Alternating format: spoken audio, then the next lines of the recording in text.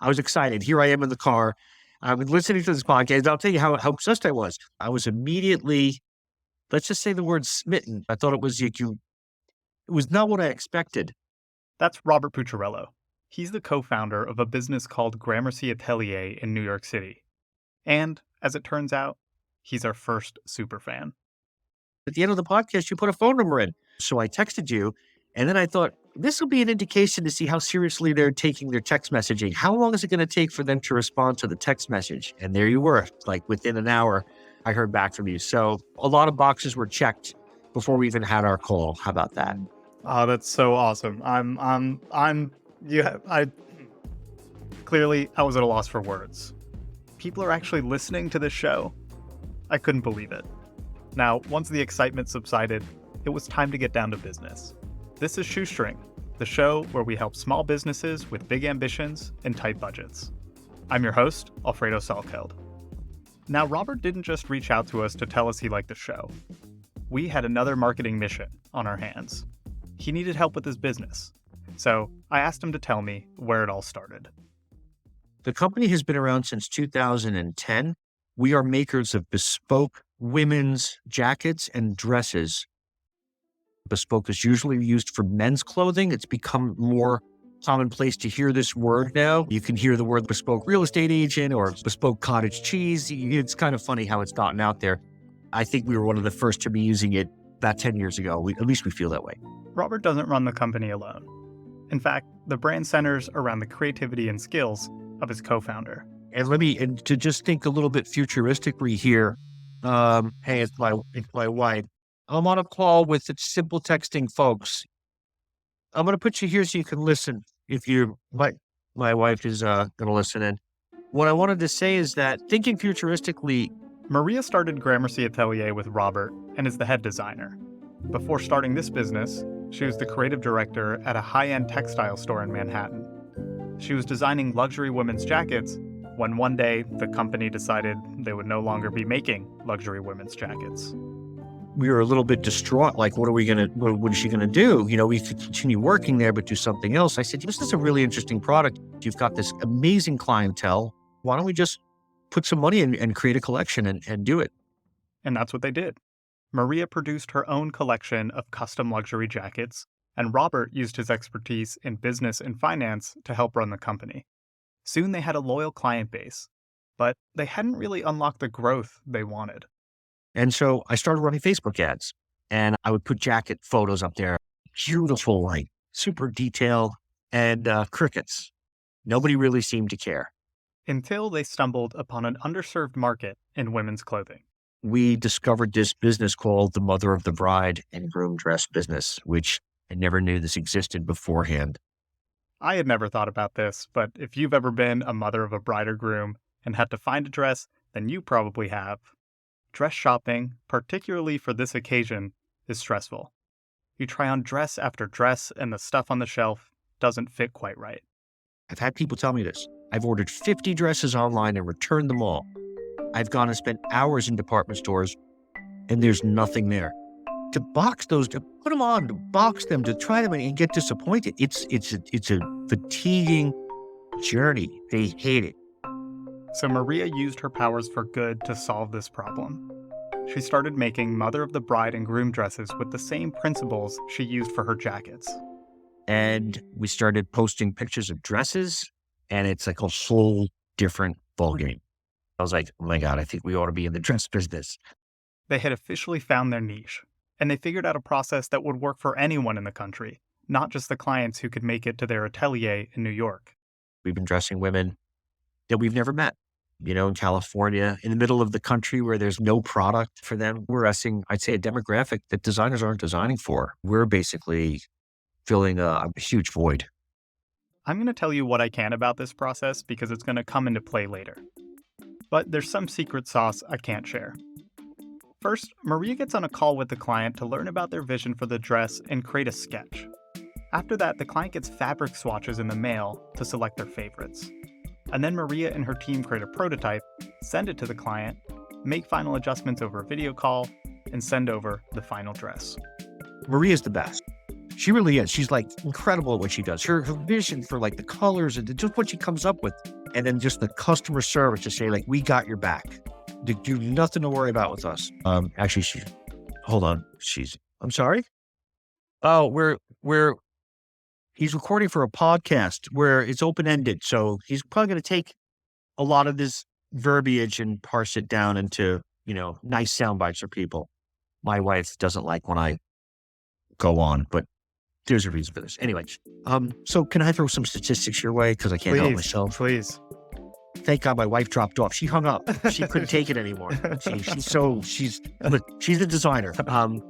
But there are 2.5 million weddings a year in America. So there's 2.5 million bridal dresses that are made. And we know this is a massive business, but 2.5 million weddings.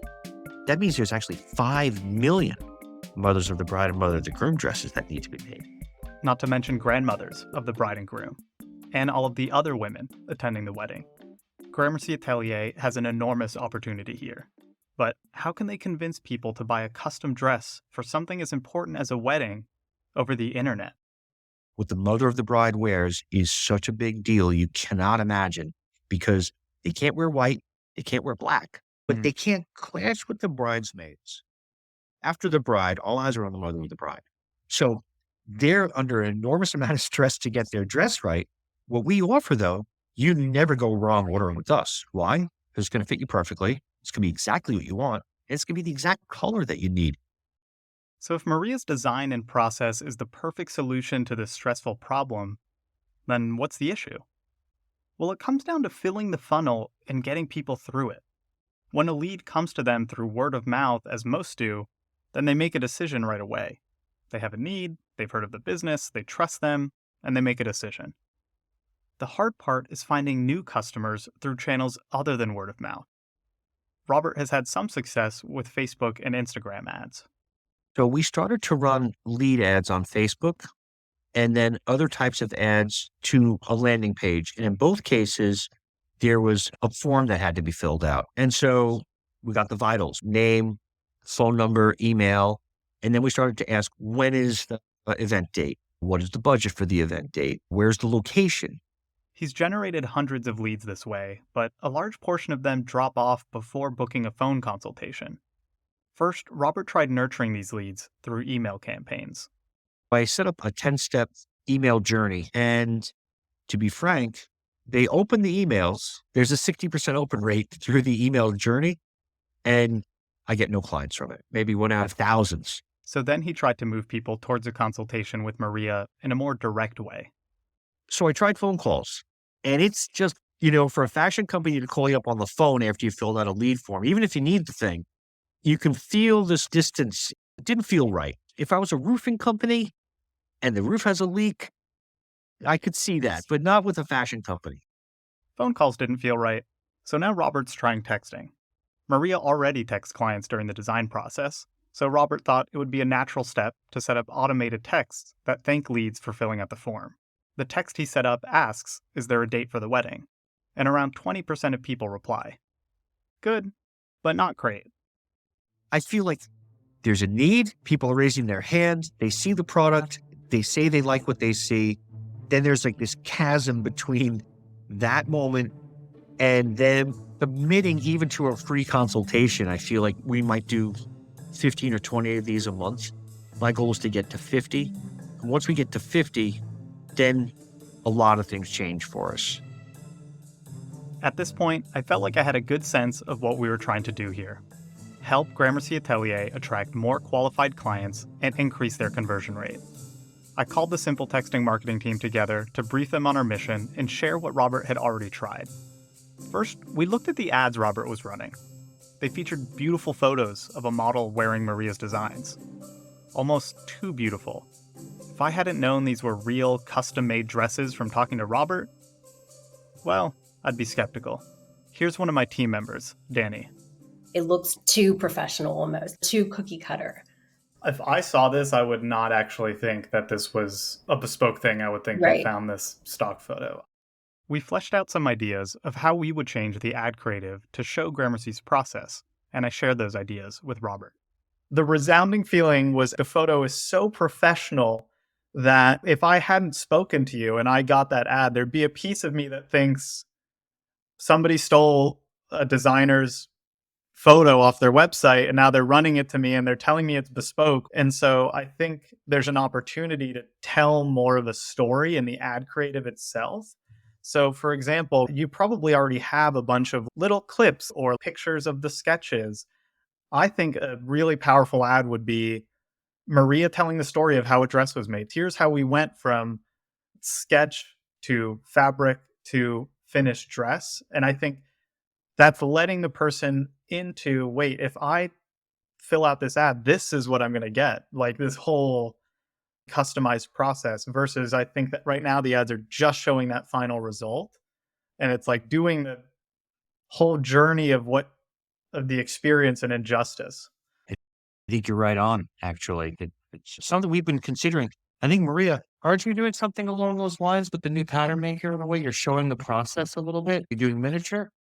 I'll show you some of these videos we started to do in the studio. Maria's now taking, it's almost like a miniature mannequin. It's showing like the embryonic phases of how these dresses come together, but it's done on a miniature because it seems to be getting a lot of eyeballs on Instagram. As a non-designer, the thought of how does this all come together feels magical to me, right? I have no idea how it's done. It's in tight. I would watch this ad, right? Like I would, if I saw the miniature and then a flash of the miniature and then a flash of the fabric and then, Maria talking over it saying, here's how our process works. And then here's the final dress. And it's like, holy shit, that's the real thing. And it came from that's how it was made.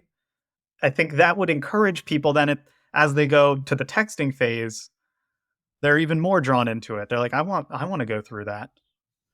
What Gramercy is selling isn't just the dress, it's the whole experience of having something made just for you. And that experience is the end to this emotional and oftentimes frustrating shopping process. Sarah Wolfson, another member of our team, had just experienced this shopping process firsthand with her mom. I actually just went mother of the bride dress shopping with my mom. My brother's getting married. And I mean, I think the truth is, like, if you are a mother of the bride, you're probably in your 60s, 70s, maybe 80s. And it's not a time where off the rack clothing fits you nicely. Like, I think that what we were all getting at is like this feeling of reveal more of the behind the scenes process. That's where a lot of the attraction is for these custom things, right? So show us a little peek about how you solved somebody's problem. We tossed around some more ideas for how they could show off the problem they solve in their ad creative and build trust with these leads in the process. You could collect the moment someone's unboxing their final dress or coming out of the bedroom having tried it on. There's probably these little magical moments that are happening all the time between Maria and the clients on calls that if even just a portion of those could be recorded, I think that would also make a really good ad creative. And it's just more powerful than a written testimonial, right? You're really seeing somebody's reaction. Good point. We've thought about this. You're some of the things you're bringing up here, we have thought about, but we haven't really. You're articulating it in a way that's getting me inspired because it's pretty obvious what you're saying in a way, showing the magic behind the product creation or showing the reaction to them. Maria, she does a lot of these by video. We make these prototypes first before the actual dress. And there was recently a customer we just sent out to. She's very stylish. And I looked at the prototype in the studio that was going out to her, and the prototype was executed so beautifully. It almost like it looked like the dress, but it wasn't even the dress. It was just this cotton prototype, but it had the pleats and the folds and like all these details. And I know this customer well. I've known her for a while. And I said, oh man, when she gets this, she's going to flip. And sure enough, Maria had a video call with her. It said, wait, what do you think she's wearing? And she's like, she's really flipping out over it. So that would be cool, capturing that moment. Ad creative is just one piece of the marketing puzzle. You can make the best ad in the world, but if you show it to the wrong people, it won't work. Or even if you show it to the right people, but at the wrong time, that won't work either. So getting the audience targeting perfect is hard. What if there was a way to get Gramercy Atelier in front of people who are already looking for a solution to this problem? You're targeting such a specific moment in their lives that the chances of hitting an audience that they're all kind of timed perfectly and in market is low, right? You're probably going to be hitting people who aren't quite ready to buy or just curious or they don't have a wedding. It's not quite the right moment for them. So part of my thinking was, is there another way that they could build up a more in-market audience? And so I think SEO could actually be an interesting tool for you. So I started doing some really preliminary keyword research. SEO, for those who are unfamiliar, stands for search engine optimization. It's basically the process of improving your website so that you show up in search results on Google. There are quite a few keywords that have some decent volume that really the competition is low. Nobody's trying to rank well for these keywords. The landing pages that are out there aren't very good, but there's custom mother of the bride dresses with 170 monthly searches, custom made mother of the bride dress, 110, custom made dress, tailored mother of the bride dresses. And this is just a few keywords that I found just to prep for this call. But I think there's probably a lot here that between you and Maria, you could discern which ones make the most sense. So that's good work. I'm a recovering SEO, so I've done some of the research. I would love to talk to you about landing page optimization. That's a great idea. I think your thesis is a good one. I think you're onto something here that I had not considered, which is targeting bottom of the funnel, backing it up. And what you're basically telling me is that we could just create a much larger funnel than what we have right now. I mean, it's really interesting to me that you even come up with this. So that's quite fantastic. If when people Googled custom mother of the bride dress, Gramercy Atelier was the first result, then Robert could retarget those visitors with these new ads we're suggesting. And those people would be more likely to buy than a cold audience. We had some ideas for how to keep people who land on the website engaged, too. Here's Tim, one of our designers. I was also thinking like maybe quiz to kind of gauge their dream dress, get them engaged, get them interested in the process a little bit more with like dress style analysis, ask them which fabrics they like, which styles, dress sizing. And then on that page, there can be some reinforcement like testimonials and stories, stuff like that. So it's more of an interactive process right off the bat. I also went down the quiz route. It sounds like the sketches really help, but they're also take some time. So they don't want to waste Maria sketching on low quality leads. But if she did like 20 sketches that are answers to the quiz, where you fill out this quiz and it says, thanks for your answers, we're going to get back to you, and even add some delay. I don't know, Sarah, if this is real, but I've heard that in products, there'll be like a loading screen that's fake, but just so that the user feels like something is like, this is important. Something's happening. Oh yeah, we call it UX theater. Yeah, it's a real thing. I mean, you're writing a story, right? And if you imagine it like as a film, sometimes you have like the slow zoom or you have the quiet music in the background leading up to something. And so it's the same thing. You're just deciding when to use that as a tool to build up some anticipation. What Sarah called UX theater, Robert had a different name for.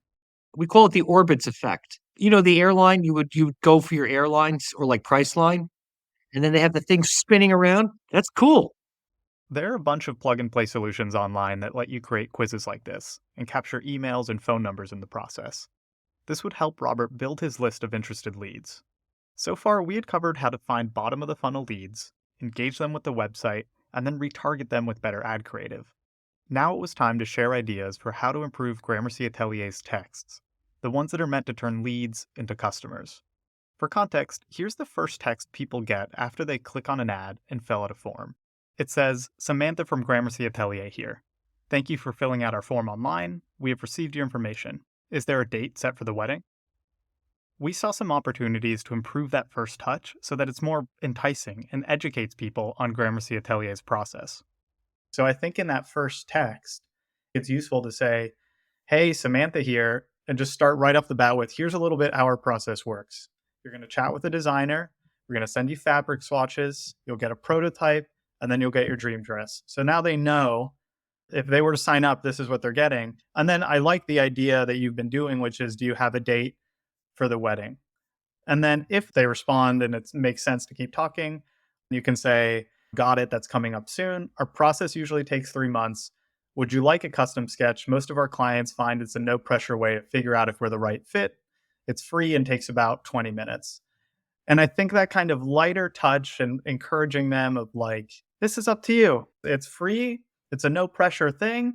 Now's a good time. And if not, say, it sounds like it's a little too soon to start moving forward with the dress. I'd be happy to check in with you in a few months to see if we can help. In the meantime, why don't you go to our Instagram and find some inspiration? Well, let me stop here and just see what are your initial thoughts, and I'll keep going because I've got a few more messages. I'm a simple guy. I love simplicity. And what you're doing is you're making like a binary decision tree, which I love. I really like your wording here too. And then let's say they don't respond, or it's not the right time for them. They're 2 years out, whatever it may be, whatever time length you decide isn't quite right. We were thinking through what could more nurture text look like. These don't need to feel like they're necessarily coming from Samantha typing them out. This is now they know it's a drip sequence. The idea here is that these leads coming from Facebook ads may not be ready to buy. They may be curious and think the dresses are beautiful, but it's not the right time, and texting back and forth feels like too big of a commitment.